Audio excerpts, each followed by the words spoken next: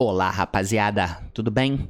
Agora a gente vai falar de uma coisa, né, a gente ouve bastante no cotidiano, que é o curto-circuito. Geralmente, quando a gente fala a palavra curto-circuito, a gente associa isso como uma coisa ruim, né? Poxa, teve um curto-circuito no ar-condicionado e o prédio pegou fogo. Ou teve um curto-circuito e fulano se queimou. Mas nem sempre o curto-circuito ele vai ser uma coisa ruim. Então vamos ver qual é a definição do curto-circuito primeiro. Então, por exemplo, você tem ali esse resistor. Você ligou esse resistor numa fonte de tensão. Então os elétrons vão sair dessa bateria, dessa fonte de tensão e vão passar pelo resistor, porque esse é o único caminho que os elétrons têm para andar. E aí quando esses elétrons passam no resistor com uma certa energia, o resistor vai lá e rouba energia dos elétrons e esquenta, tá? O que é o curto-circuito? Tá aí a definição. Ligar dois pontos de um circuito com um fio de resistência zero. Então vamos fazer isso, ó.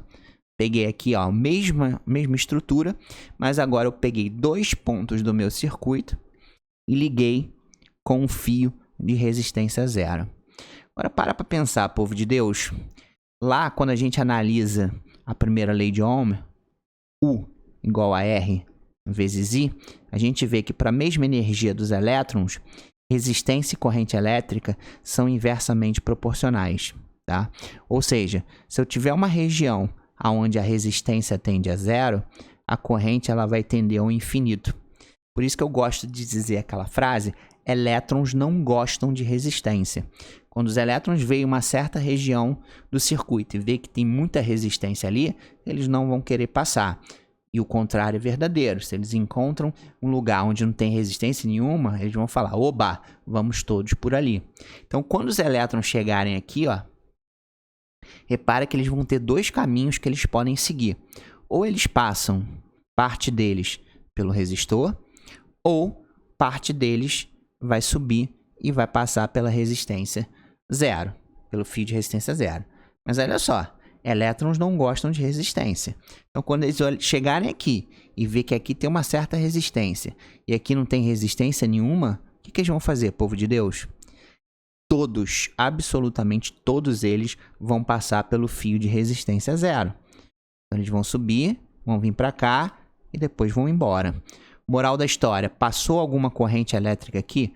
Passou algum elétron aqui? Não. Então, esse resistor pode ser eliminado do meu circuito, tá? Então, isso é um curto-circuito. Você pegar dois pontos do teu circuito e ligar esses dois pontos com um fio de resistência zero. Agora, por que o curto-circuito ele é tão perigoso em determinadas situações, tá? Porque é o seguinte, quando a gente bota alguma coisa em curto, a gente puxa a maior quantidade de elétrons possível que aquele gerador pode oferecer.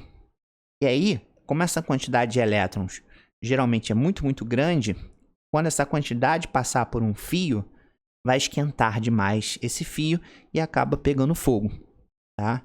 Porque você tem uma região onde tem resistência zero, então você consegue extrair a maior quantidade possível de elétrons do teu gerador e aí simplesmente você acaba pegando fogo o fio. Deixa eu contar uma história para você entender melhor. Uma vez eu fui trocar a minha bateria bateria do meu carro e o cara foi lá, pegou uma bateria nova, tá? Bateria tem aqui o polozinho positivo, o polozinho negativo. E apesar da bateria estar lacrada, o cara foi testar a bateria na minha frente, foi honesto. E aí o que ele fez? Uma bateria nova geralmente tem uma corrente máxima de 50 amperes. Tá? Já uma bateria que está ficando velha e o carro já está começando a ratear, essa corrente vai ser menor do que 35. Tá? Aí ele foi, pegou a bateria do meu carro, fez esse teste e viu que o máximo que ele conseguia extrair da minha bateria velha era 30 amperes. Então, realmente, minha bateria já estava ficando ruim. E quando ele abriu a bateria nova e fez o teste, estava marcando 50 amperes no amperímetro. Mas como é que ele fez esse teste? Como é que ele conseguiu descobrir o máximo de elétrons que podem sair da minha bateria? Ele simplesmente provoca um curto-circuito. Ele pega aqui, liga os dois extremos da bateria com um fio de resistência zero e aí bota aqui um amperímetro para poder medir essa quantidade de corrente. Então, ele conseguiu medir exatamente o máximo que aquela minha bateria consegue extrair de elétrons. Claro que o fio era grosso pra caramba, justamente para ele não pegar fogo, tá? Era um fio grossão. Não é esses fios fininhos de celular que a gente tem em casa, não. Era um fio bem grosso, justamente para o efeito Joule aqui não botar fogo no fio, tá? Então, esse é um exemplo de um curto-circuito sendo usado para mostrar a quantidade máxima de elétrons que podem sair de um gerador. Tudo bem? Então, um grande beijo, até a próxima. Tchau, tchau.